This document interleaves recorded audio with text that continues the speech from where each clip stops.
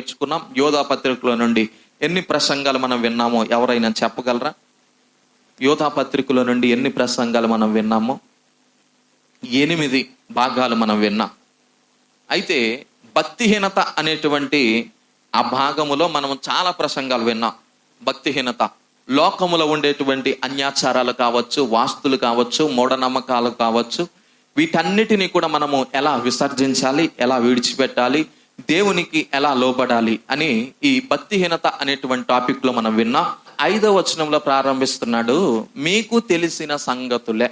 సరే, మన ఆత్మీయ జీవితంలో ఒక క్రైస్తవునిగా మనము సంఘములోనికి అడుగు పెట్టిన తర్వాత మనం ఏం నేర్చుకున్నాం?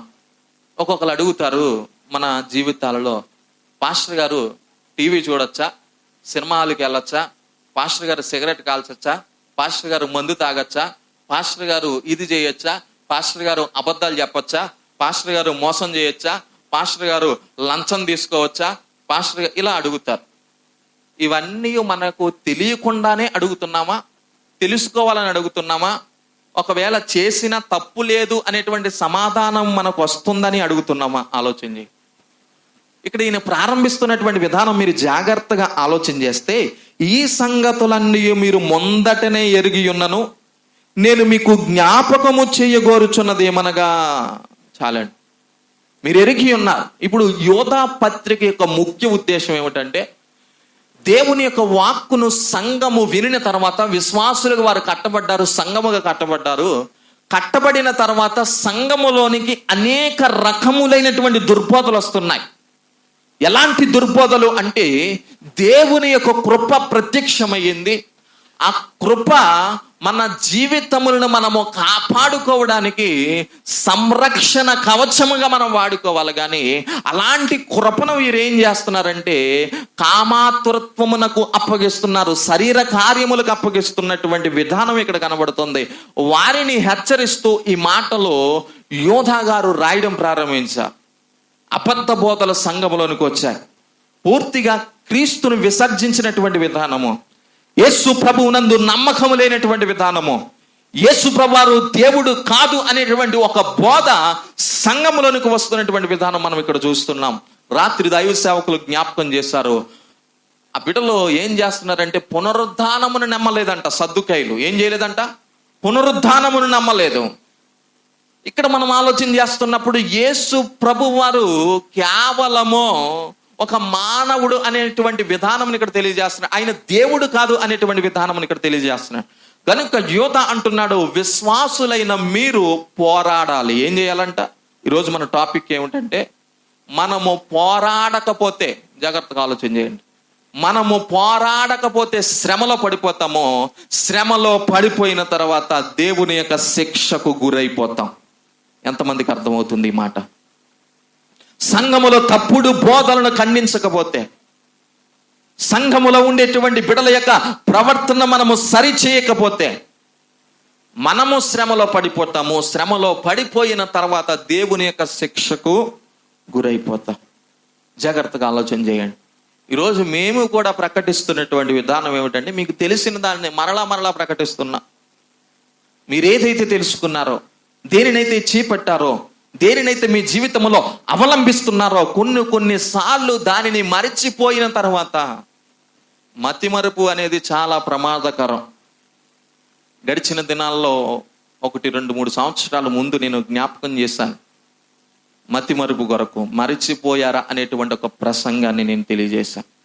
ఇక్కడ ఉన్న వారికి ఎవరికైనా మతిమరుపు లేదని చెప్తే వారికి చిన్న గిఫ్ట్ ఉంది. మతిమరుపు లేదని చెప్తే, మతిమరుపు ఏం మరుపు? ఆదివారం ఏదైనా కార్యక్రమం ఉందని చెప్పామనుకోండి, పాస్టర్ గారు నిజంగా కార్యక్రమం ఉందో లేదో మేము మర్చిపోయామండి. ఒక్కొక్కసారి బాగా విచిత్రం ఏంటంటే, ఈరోజు ఆదివారం అని కూడా మర్చిపోతాం. ఎలాంటి మతిమరుపు తెలుసా? శంఖలో బిడ్డనెట్టుకొని ఏం చేస్తుందంట, అట్లా ఉంటుంది. ఒక్కొక్కసారి నెత్తి మీద దువ్వే నెట్టుకుంటాం, ఎతికేస్తాం. మతిమరుపు మన మతిమరుపు తగలయ్యా.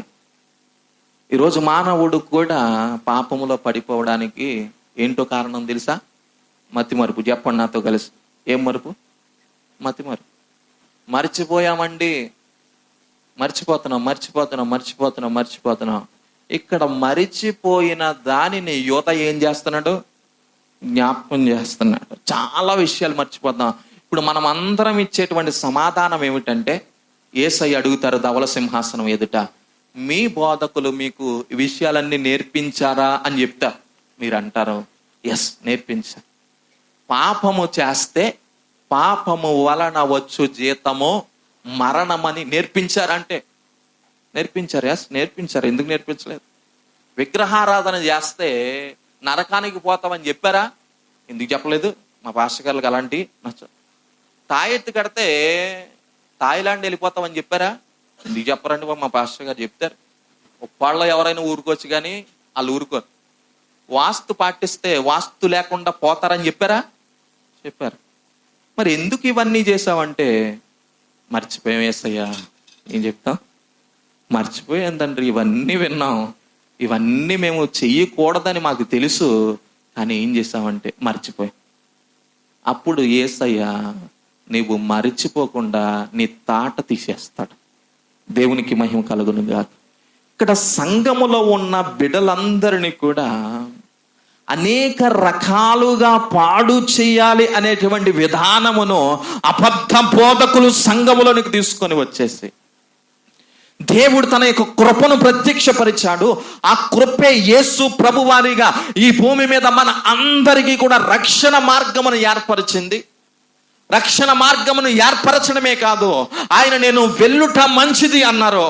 నేను వెళ్ళుట ఎందుకు మంచిది అంటే, మీ కొరకు యోహాను సువార్త 14వ అధ్యాయం మీరు చదివితే, నేను స్థలము సిద్ధపరచవలసి ఉన్నది, నేను మరలా త్వరగా వస్తాను, నాతో కూడా మీరు ఉండినట్లుగా మిమ్మల్ని ఏం చేస్తానంట?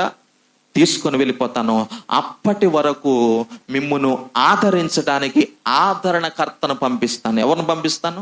ఇదంతా దేవుని కృప అండి. దేవుని కృప లేకపోతే, పరిశుద్ధత లేనటువంటి మానవుడు దేవుణ్ణి చూడడం అసాధ్యం. పరిశుద్ధత లేనటువంటి మానవుడు దేవుని యొక్క వాక్కులు వినడం అసాధ్యం. పరిశుద్ధత లేనటువంటి మానవుడు ఇంకా ఈ భూమి మీద జీవించడం అసాధ్యం. కానీ లోకానుసార్లు ఏం చేస్తున్నారు తెలుసా? దేవుని యొక్క కృపను వారికి ఇష్టం వచ్చినట్లుగా మలుచుకుంటున్నారు. కానీ ఒక క్రైస్తవుడు ఏం చేయాలి తెలుసా?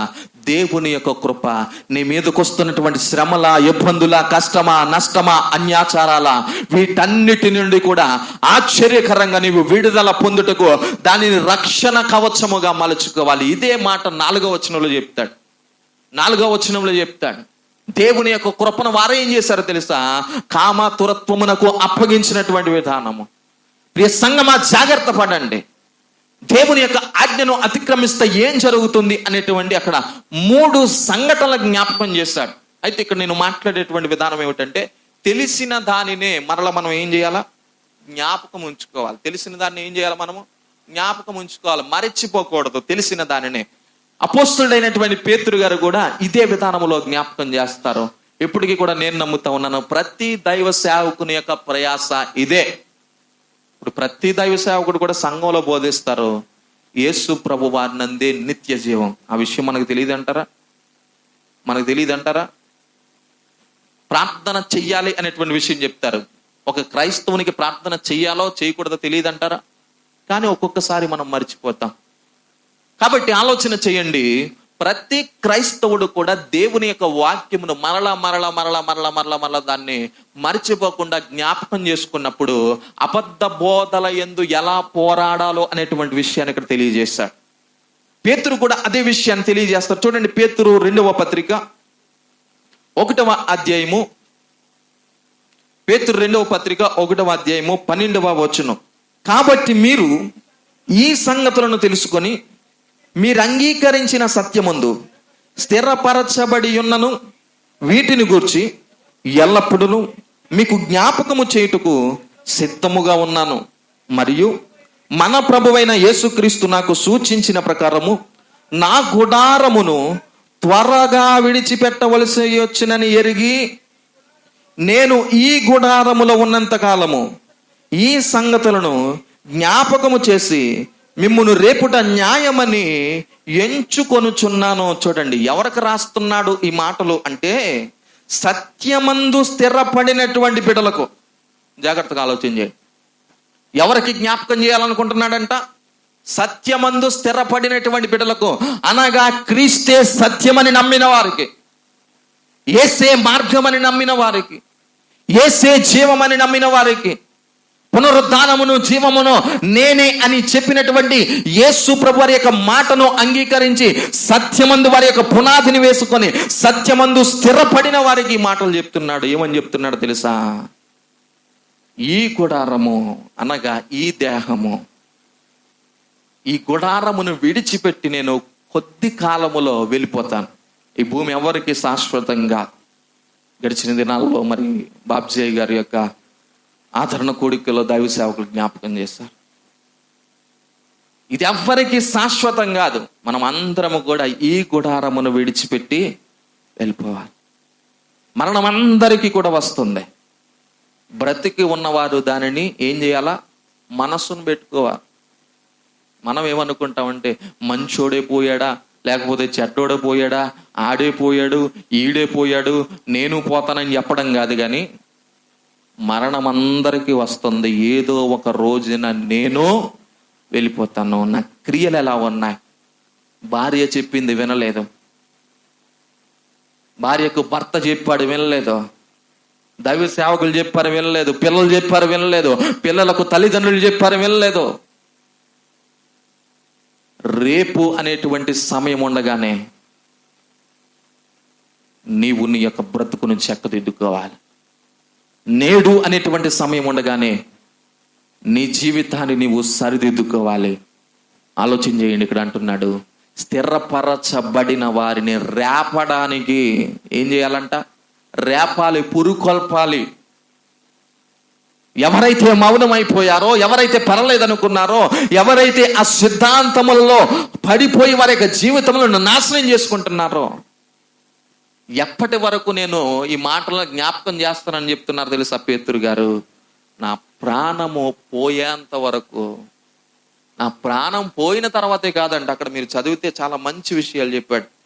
నా 15వ వచనం, నేను మృతి పొందిన తర్వాత కూడా మీరు నిత్యము వీటిని జ్ఞాపకము చేసుకొనున్నట్లు జాగ్రత్త చేతును. ఈ పత్రిక ఎందుకు రాస్తున్నాడంటే, బ్రతికొండగా ప్రకటిస్తున్నాను, బ్రతికొండగా సంఘమును సిద్ధపడమంటున్నాను, బ్రతికొండగా సంఘమును సరి చేసుకోమంటున్నాను. కొద్ది కాలము తర్వాత నేను ఈ గుడారమును విడిచిపెట్టి వెళ్ళిపోతాను. అయితే సంఘం అంతటితో ఆయన మాట్లాడుతున్న మాట ఏమిటో తెలుసా? నేను వెళ్ళిపోయిన తర్వాత కూడా సంఘము ఈ మాటలను జ్ఞాపకము చేసుకున్నట్లుగా నేను జాగ్రత్త చేతును. అంటే తర్వాత రాయబడినటువంటి విషయాలు ఏవైతే ఉన్నాయో ఇప్పటికీ కూడా పేతురు గారు మన మధ్య లేరో. మన పేతురు గారు కాదండి, ఆలోచన చేయండి. యేసు ప్రభువారు పిలిచినటువంటి 12 మంది శిష్యుల్లో ఒక్క శిష్యుడైనటువంటి సీమోను పేతురు అనబడుతున్నటువంటి పేతురు గారు, ఆయన జాలరే, ఈయన జాలరే. చెప్తున్నాను, జాగ్రత్తగా ఆలోచన చేయండి. ఆయన అంటున్నాడు, నేనున్నంత కాలము కూడా దీన్ని నేను మీకు జ్ఞాపకం చేస్తున్నాను. నేను వెళ్ళిపోయిన తర్వాత కూడా సంఘము పాపమునకు దాసులుగా కాపునట్లుగా నేను జాగ్రత్త చేస్తున్నాను. ఈ జాగ్రత్త చేసేటువంటి విధానం ఏమిటంటే, దావీదు గారు ఆయన వెళ్ళిపోతున్నటువంటి పరిస్థితుల్లో తన కుమారుడైనటువంటి సొలొమోనుని దగ్గర కూర్చోబెట్టుకొని చెప్తాడు, లోకులందరూ పోవలసినటువంటి మార్గమును నేను కూడా వెళ్ళిపోతున్నాను. ఒకవేళ రేపు మాపో దేవుని యొక్క ప్రత్యక్షత మనకు వచ్చి నేను నిన్ను పిలుచుకుంటున్నానని దేవుడు చెప్పాడు అనుకోండి, మనం పోతామని తెలిసింది అనుకోండి, మన పిల్లలందరినీ కూడా కూర్చోబెట్టుకొని ఏం చేస్తాం? ఇంత సంపాదించావా? ఇంత అప్పులు ఉన్నాయిరా, ఇన్ని తాకట్లో ఉన్నాయిరా, ఇంతమందికి వడ్డీ కట్టాలరా, ఇవన్నీ చెప్పావు అనుకో, ఆడ రేపటి వరకు నిన్ను ఉంచడం, ఈరోజు నిన్ను చంపేస్తాడు. ఏం చెప్తాం? మనం ఎంత సంపాదించామో, రేపు ఎలా ఉండాలో, ఎవరితో ఎలా మాట్లాడాలో, రేపు భవిష్యత్తు ఏమిటో మన పిల్లలకు అన్ని కూడా ఒక్కొక్కటి తెలియచేస్తాము. అదే విధానములో యాకోబు కూడా తన 12 మంది కుమారులతో ఇదే విధానమును జ్ఞాపకం చేస్తూ ఒక్కొక్కరికి ఒక్కొక్క ఆశీర్వాదాన్ని ఇస్తూ రేపటి భవిష్యత్ కాలములో మీ జీవితం ఎలా ఉండాలో తెలియజేశాడు. ఇక్కడ పేతురు కూడా అంటున్నారు, నేను వెళ్ళిపోయిన తర్వాత కూడా సంఘము జాగ్రత్త పడాలి. నేను వెళ్ళిపోయిన తర్వాత కూడా సంఘము అబద్ధ ఆలోచనలతో, అబద్ధ బోధలతో కూడినటువంటి జీవన శైలిలోనికి వెళ్ళిపోకూడదు. కనుక నేను జాగ్రత్త చేస్తున్నాను. వారిని రేపాలంట. ఏం చేయాలంట? గొడవలకు రేపడం వేరు, ఆత్మీయత కలిగి ఉండమని చెప్పడం వేరు. జాగ్రత్తగా ఆలోచించండి. ఒక సంఘము ఆలోచించవలసినటువంటి విధానం ఏమిటంటే, నీవు ఇతరులను రేపాలి. ఎలా రేపాలి అంటే, పాపము చేస్తే ఏ విధమైనటువంటి నష్టం వస్తుందో తెలియచేయ. దేవుని మాట వినకపోతే ఎలాంటి నష్టం వస్తుందో తెలియచేయ. ఇక్కడ యోధ మాట్లాడుతున్నటువంటి మాటలు ఏమిటంటే, సంఘముతో మాట్లాడుతున్నాడు ఆయన. వారికి తెలిసిన విషయాలే 3 దృష్టాంతములు చూపించాడండి. 3 రకాలైనటువంటి విధాలు. ముందుగా పేతురు రాసినటువంటి పత్రిక మనము కొంత ధ్యానం చేసి మనము ముందుకు వెళదాం. చూడండి, ఎవరికి మాటలు రాస్తున్నాడంటే, పేతురు రాసినట్టు 2వ పత్రిక మీరు మొదటి నుండి కొన్ని వచనాలు చదివితే, యేసుక్రీస్తు దాసుడును అపోస్తులుడైన సీమోను పేతురు, మన దేవుని యొక్కయు రక్షకుడైన యేసుక్రీస్తు యొక్కయు నీతిని బట్టి మా వలనే అమూల్యమైన విశ్వాసము పొందిన వారికి శుభమని చెప్పి వ్రాయున్నది. ఎవరికి రాస్తున్నాడండి? అమూల్యమైనటువంటి విశ్వాసము పొందిన వారికి. అలాగని 12వ వచనంలో అన్నాడు, విశ్వాసమందు స్థిరపడిన వారికి. కట్టబడిన వారే, వాక్యం వింటున్న వారే, ప్రార్థన చేస్తున్న వారే, పాటలు పాడుతున్న వారే, సహవాసమందు రొట్టె విరుచుట యందు ఎనతెగక ఉండిన వారితోనే మాట్లాడుతున్నాడు. ఏమని మాట్లాడుతున్నాడు తెలుసా? మీరు ఆ సంగతులను మర్చిపోవద్దు. ఒకరినొకరు పులు కలుపుకోవాలి, ఒకరినొకరు ప్రేరేపించుకోవాలి. ఎందుకు అంటే, పేతురు అంటున్న ప్రాముఖ్యమైనటువంటి మాటలు. ఈ 2వ పత్రిక చాలా ప్రాముఖ్యమైనది. ఒక దైవ సేవకునిగా నేను ఈ పత్రిక రాస్తున్నానంటే, కట్టు కథలో, పిట్ట కథలో చెప్పి మిమ్మల్ని మభ్య పెట్టాలనేటువంటి విధానం కాదు. పేతురు అంటున్నటువంటి మాటలు మీరు ఆ 2వ పత్రిక చదివితే పేతురు గారు అంటారు అక్కడ, దయచేసి 1వ అధ్యాయం 16వ వచనం చదవండి.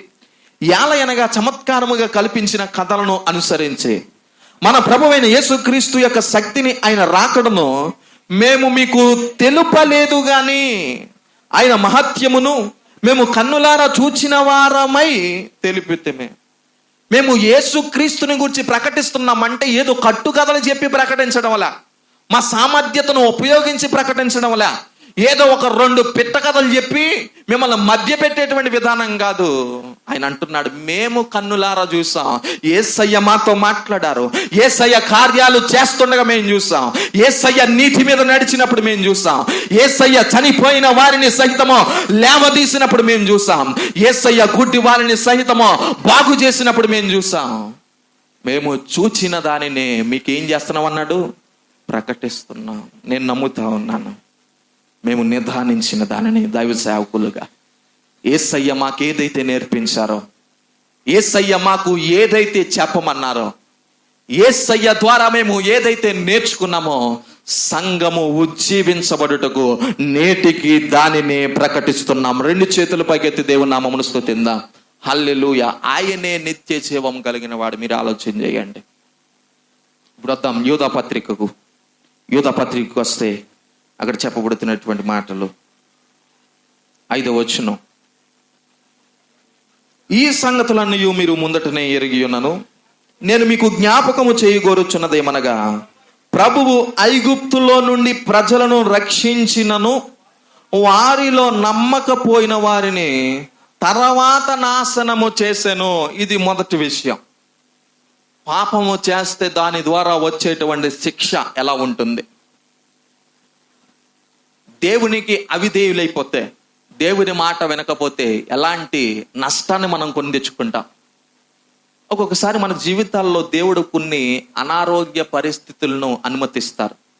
ఎంతమందికి అర్థమవుతుంది ఈ మాట?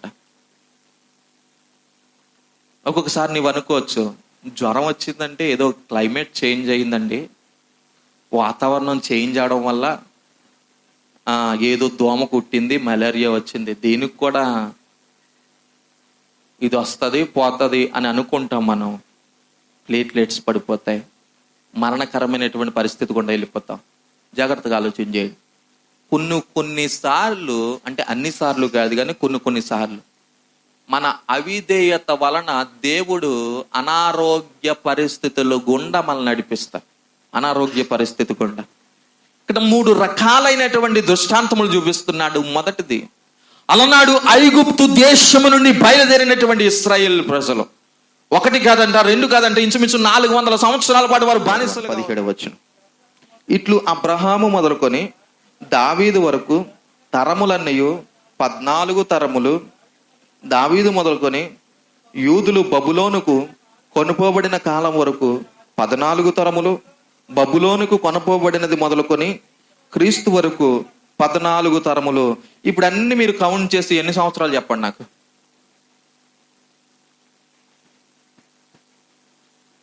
ఎన్ని 14 అండి? 3 14. 3 14 అంటే ఎన్ని సంవత్సరాలు? ఎన్ని వందల సంవత్సరాలు? ఇది మనం లెక్క వేయాలంటే ముందు తరం అనగా ఎన్ని సంవత్సరాలు తెలియాలి మనకు. సరే, ఇప్పుడు మీ లెక్కలను రప్పిస్తాను. ఎవరికైనా పెళ్లి చేస్తే వారిని దీవించినప్పుడు ఏ మాట వాడతాం? అట్లాగా ఎన్నేళ్ళు? బైబిల్ ఏం చెప్పింది? మానవుడు ఆయుష్ ఎంత? 70, 80. మన కోరిక ఎంత? 100. ఖచ్చితంగా ఎవరినైనా మీరు ఆశీర్వదించండి, మీరు నిండు నూరేళ్ళు పిల్ల పాపలతో సుఖ సౌఖ్యాలతో సౌభాగ్యవతివై దీర్ఘ సుమంగిలివై మా ఎదుటే పిల్లలను కని మనవాళ్ళ కని మా చేతిలో పెట్టి దేవుడు ఇలా నేను దీవించును కాక అని చెప్తాం. ఎన్ని సంవత్సరాలు? ఇప్పుడు చెప్పండి, తరం అంటే ఎన్ని సంవత్సరాలు? ఎన్నేళ్ళు సుఖంగా ఉండమని జీవిస్తాం? ఇప్పుడు తరం అంటే ఎన్ని సంవత్సరాలు? తరం అంటే 100. నాతో చెప్పండి, 100. ఇప్పుడు కౌంట్ చేయండి, ఎన్ని వందలు? 3 × 14. 3 × 14 4200. 4200 సంవత్సరాలు. తర్వాత బిల్లు కట్టేసి వెళ్ళిపో ఆనందం. 4200 సంవత్సరాలు. ఎప్పటి నుండి ఎప్పటి వరకు? ఎప్పటి నుండి? అబ్రహాం మొదలుకొని యేసు ప్రభు వారి వరకు. ఏ తరం నుండి? అబ్రహాం అంటే 12వ అధ్యాయం, ఆదికాండం 12వ అధ్యాయం. అక్కడి నుండి మొదలుకొని యేసు ప్రభు వారు ఈ భూమి మీద, అంటే మత్తయి సువార్త 1వ అధ్యాయం ప్రారంభం, మత్తయి సువార్త వరకు కూడా ఎన్ని తరాలంట? 4200 సంవత్సరాలు అనేటువంటి విధానమును ఇక్కడ జ్ఞాపకం చేస్తున్నాడు. ఎన్ని తరాలు అంటే 42 తరాలు. 400 సంవత్సరాలు బానిసత్వంలో ఎవరున్నారంట? ఎన్ని తరాలు గడిచిపోయింది? 4 తరాలు గడిచిపోయింది. 4 కుటుంబాల కాల వ్యవధి గడిచిపోయింది. అంటే కొంతమంది అక్కడే పుట్టారంట, అక్కడే బ్రతికారంట, అక్కడే జీవితమును కొనసాగించారంట, అక్కడే చచ్చిపోయారు. మనం కూడా ఇదే ఉప్పాళ్ళలో పుట్టాం, ఉప్పాళ్ళని బ్రతికాం, ఉప్పాళ్ళలోనే చచ్చిపోతాం, ఉప్పాళ్ళలోనే చచ్చిపోతాం. కానీ మన పిల్లలు దేవుడు వారికి ఇచ్చినటువంటి జ్ఞానాన్ని బట్టి మంచి చదువులు చదువుకున్న తర్వాత వేరొక ప్రాంతంలో నివాసం చేస్తారు.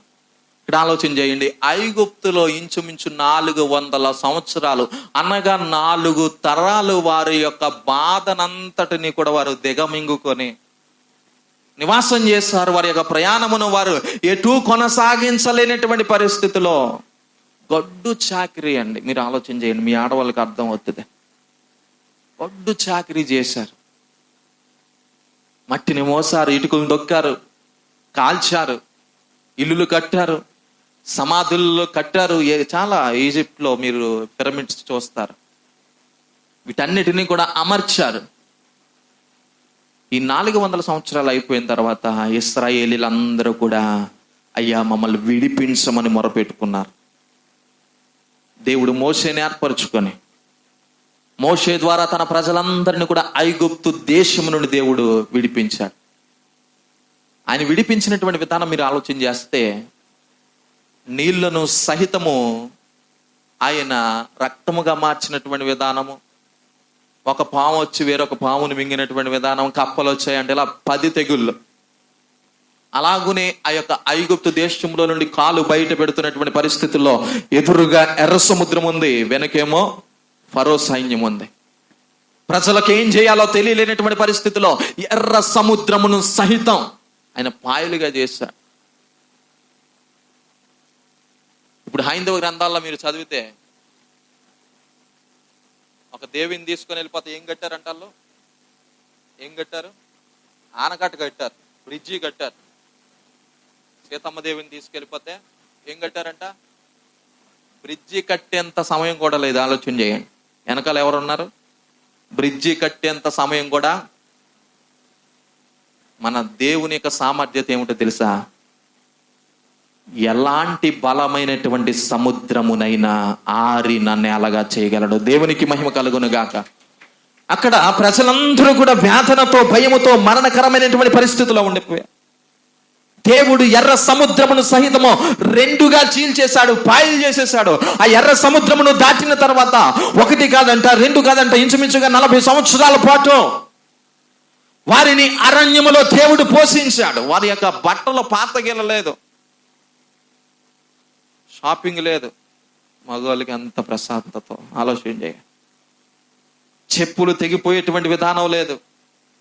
ఆడవాళ్ళకి ఎంత ప్రశాంతతో ఆలోచన చేయ.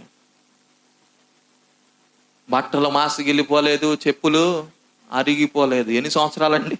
ఎన్ని సంవత్సరాలు? ఇప్పుడు గట్టిగా నాకు తెలిసి మానవుడు బ్రతికితే 40 సంవత్సరాలు బ్రతుకుతాడో లేదో తెలియలేనటువంటి భయంలో ఉన్నామండి. మనం హాస్పిటల్కి వెళ్ళామనుకోండి, మళ్ళీ ఇంటికి తిరిగి వస్తామో లేదో ఇప్పుడే మనం చెప్పాలి. దావీదు చెప్పినట్టుగా జాగ్రత్తలన్నీ, పిల్లల్ని చూసుకోరా, ఇది చూసుకోరా, అది చూసుకోరా, నేను మరలా తిరిగి వస్తానో రానో. ఏడు చిన్న జ్వరానికే మరి అలా ఉంది పరిస్థితి. ఏం చేయమంటారు? ఐక్యరాజ్య సమితి కూడా ప్రకటించినటువంటి ప్రకటన ఏమిటో తెలుసా? మానవుడి యొక్క ఆయుష్కాలం ఎంత అంటే గట్టిగా 50 సంవత్సరాలు. అంటే ఎన్ని సంవత్సరాలు? జాగ్రత్త ప్రియ సంగమా, ఈ 50 సంవత్సరాలలో కూడా నీవు అలుగులు, మలుగులు, చలుగులు, కలుగులు ఏముండకూడదు. ఎన్ని సంవత్సరాలు బ్రతుకుతో తెలుసా? 50 సంవత్సరాలు. ప్రేమగా మాట్లాడు, ప్రేమతో అందరితో నీ యొక్క జీవన శైలిని నువ్వు కొనసాగించు. ఏది నిన్ను రక్షించలేదు.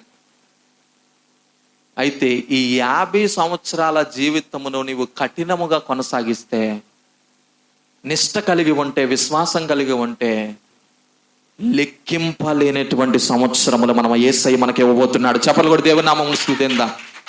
చూడండి, ఇక్కడ చాలా మంచి విషయం చెప్పాడు. మొదటగా ఈ మొదటి విషయం చెప్పి నేను ముగిస్తాను. 3 దృష్టాంతములు చెప్పాడు. కానీ అయ్యగారు, పాస్టర్ గారు, ద్రాక్షరసాన్ని మీరు మొదటి విషయం నేను చెప్తున్నాను. ఐగుప్తు నుండి దేవుడు వారిని విడిపించిన వారికి ఏం కలగలేదంట? చెప్పండి నాతో కలిసి. ఏం కలగలేదు? నమ్మకము కలగలేదు. ఐగుప్తు నుండి దేవుడు వారిని విడిపించినప్పటికీ వారికి ఏం కలగలేదంట? నమ్మకం కలగలేదు. దేవుడు చేసినటువంటి కార్యాల ఎడల వారికి ఏ విధమైనటువంటి నమ్మకం లేదు. ఇది ఎలా మనము నేర్చుకోవచ్చు అంటే, హెబ్రీలకు రాసినటువంటి పత్రిక 3వ అధ్యాయం 11వ వచనం. ఈ మాటలు చదివేక నేను ముగిస్తా.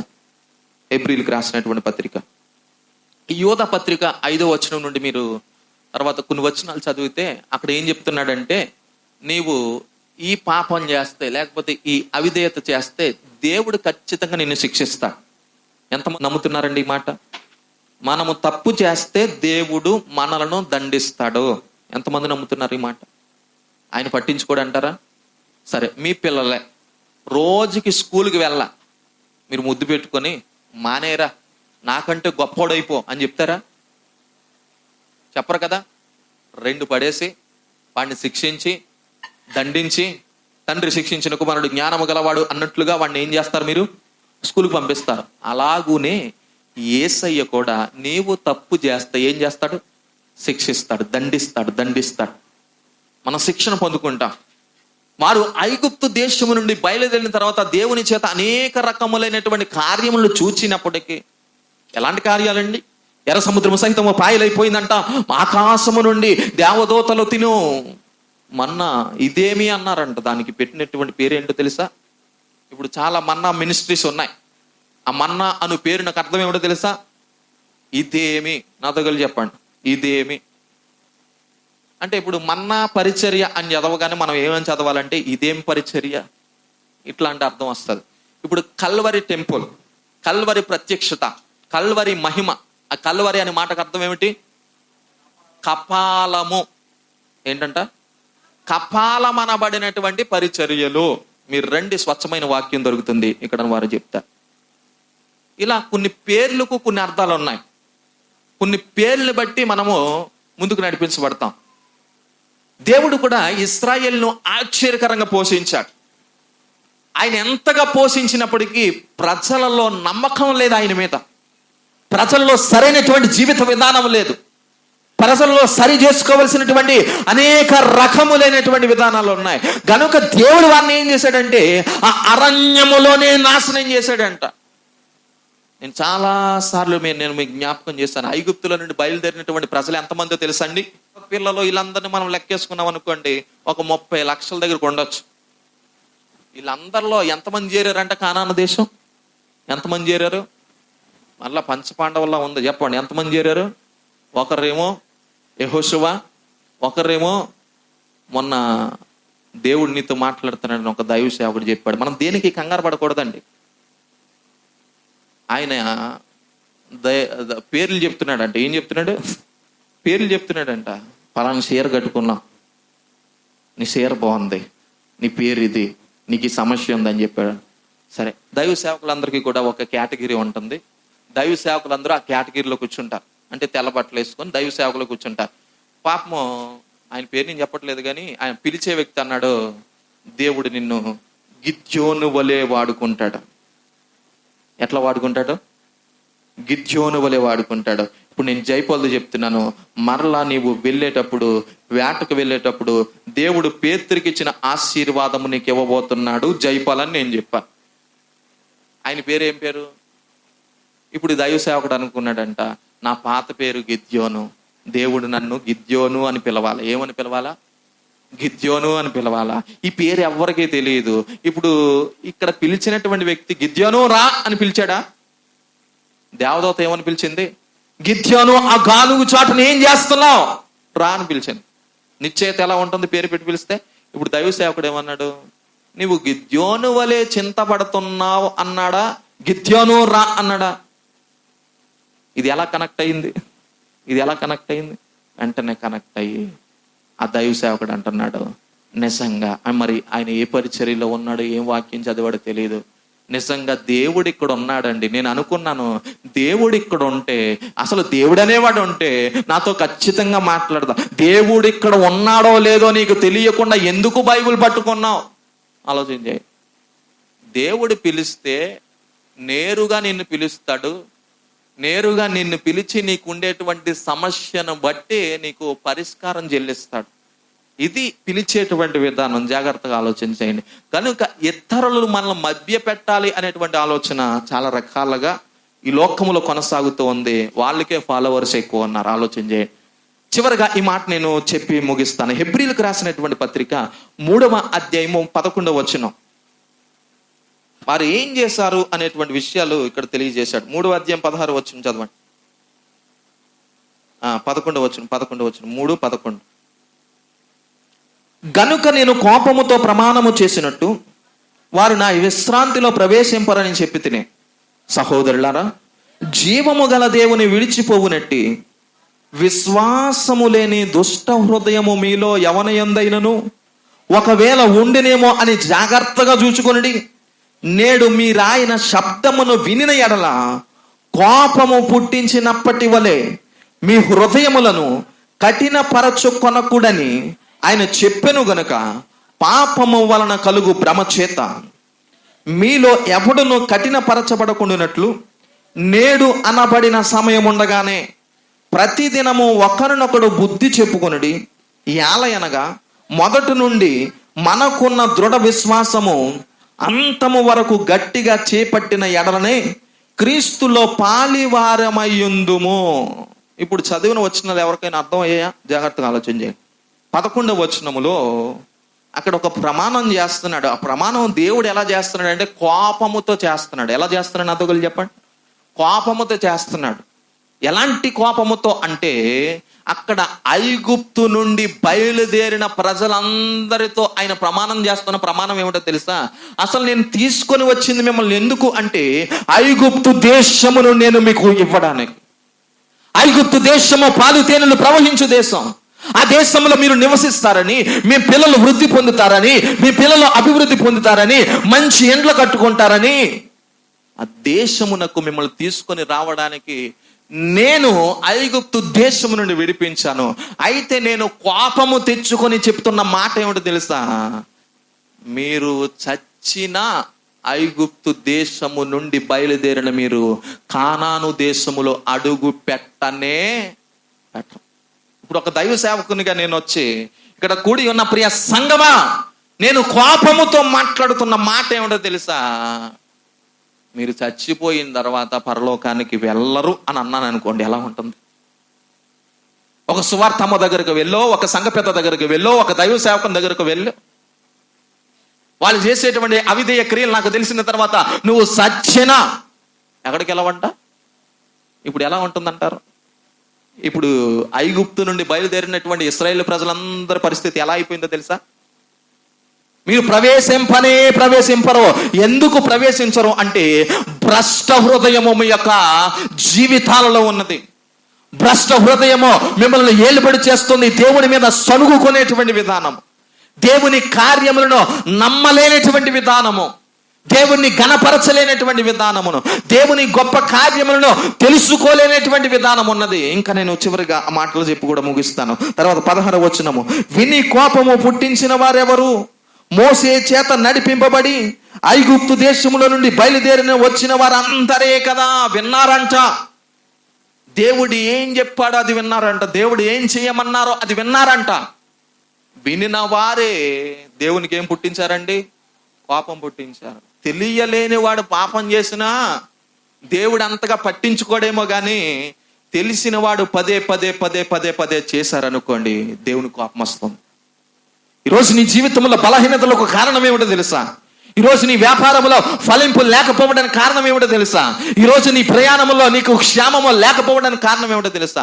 తెలిసి మరలా చాలాసార్లు నీవు అనుకుంటున్నావు, ఎందుకు నేను మరిచిపోయాను ఇది అనేటువంటి ఆలోచనలోనికి వెళ్ళిపోయేటువంటి పరిస్థితులు నీకు వస్తున్నాయి. ఇక్కడ అంటున్నాడు, నేను ఎవరి మీద కోపపడుతున్నానంటే నేను మోసే చేత నడిపించినటువంటి ఐగుప్తు దేశముల నుండి బయలుదేరిన వచ్చిన వారందరిని బట్టే కదా అనేటువంటి విషయాన్ని చెప్తున్నాడు. 17వ వచనం, ఎవరి మీద 40 ఏండ్లు ఆయన కోపగించెను? పాపము చేసిన వారి మీదనే కదా. దేవుడు అందరి మీద కోపపడ్డా, జాగ్రత్త. దేవుడు ఎవరి మీద కోపపడతాడండి? పాపము చేసినవా. చాలాసార్లు మనం చెప్పుకుంటాం, మన దేవుడు కరుణామయుడు, కరుణ సంపన్నుడు. నిజమే, ఆయన కరుణామయుడే, ప్రేమ కలిగిన వాడే. కానీ ఆయన కోపగించుకుంటాడు ఎవరి మీద తెలుసా? పాపము చేసిన వారి మీద. యేసు ప్రభువు దేవాలయమునకు వెళ్ళిన తర్వాత అక్కడ వ్యాపారం జరుగుతుంది. కొరడా తీసుకొని ఏం చేశారంట? ఆయన చెదకబాదేశారు. జాగ్రత్త, ఆలోచన చేయి. పాపము చేసిన వారందరి మీద కూడా ఆయన కోపము ఏం చేయబడుతుందంట? రగులుకుంటుంది. వారి మీదే ఆయన కోపపడతానంటున్నాడు. తర్వాత ఇంకా చాలా ఇప్పుడు మనకు వర్తించేటువంటి మాట ఏమిటంటే 17, 18, 19 వచ్చిన ఒకసారి చదివి ముగించుకుందాం. ఎవరి మీద కోపగించుకున్న పాపము చేసిన వారి మీద కదా. వారి శవములు అరణ్యములో రాలిపోయింది. ఇందాక చెప్పాను, 40 సంవత్సరాలు వారి యొక్క అరణ్య యాత్రలోనే చాలా మంది ఏమైపోయారు? రాలిపోయారు, చనిపోయారు. తర్వాత తన విశ్రాంతిలో ప్రవేశింపరని ఎవరిని గూర్చి ప్రమాణము చేసెను? అవిధేయులైన వారిని గూర్చియే కదా. కాగా అవిశ్వాసము చేతనే మీరు ప్రవేశింపలేకపోయిరని గ్రహించుచున్నాము. దీన్ని 2 రకాలుగా అర్థం చేసుకోవచ్చు. ఒకటి కానాను దేశము, 2 మనము వెళ్ళబోయేటువంటి నిత్య విశ్రమ స్థానమైనటువంటి సియోనుపురము, దేవుని యొక్క పట్టణం. ఆ పట్టణములోనికి ఎవరు ప్రవేశించరని చెప్తున్నాడండి? అవిధేయులైన వారు. నాతో కలిసి చెప్పండి, ఎవరంట?